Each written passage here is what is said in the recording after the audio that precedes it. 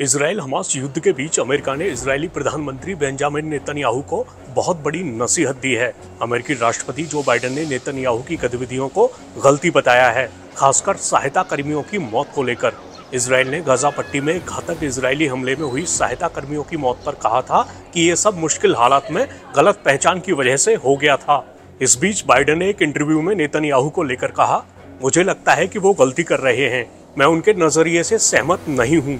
Biden ने Israeli हमले में सहायता कर्मियों की मौत को अपमानजनक घटना बताया है। उन्होंने गजा में युद्ध विराम की जरूरत पर भी जोर दिया। बाइडेन ने कहा, मैं इजरायलियों से केवल युद्ध विराम की बात करने अगले 6-8 हफ्ते के लिए अनुमति देने का आह्वान कर रहा हूं, ताकि गजा में बिना रुकावट के खाना और दवाएं पहुंच सकें।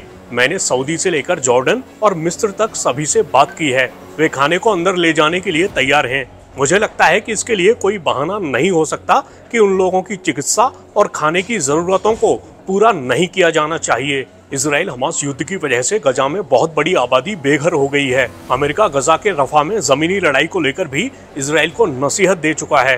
दरअसल इजराइल हमास युद्ध शुरू होने के बाद जैसे जैसे गजा के बाकी हिस्से तबाह होते गए, वैसे वैसे गजा के आम लोग रफा की तरफ भागने लगे।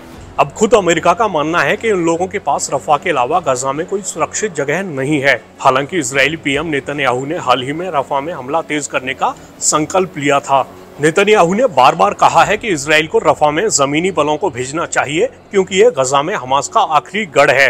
आम लोगों को लेकर इजराइल कहता रहा है कि उसके पास इन लोगों की रक्षा की योजना है। हालांकि इजराइल के अब तक के अभियान में लगातार आम लोगों के हताहत होने की खबरें सामने आती रही हैं। इजराइल हमास युद्ध इजराइल पर फिलिस्तीनी उग्रवादी संगठन हमास के हमले के बाद शुरू हुआ था।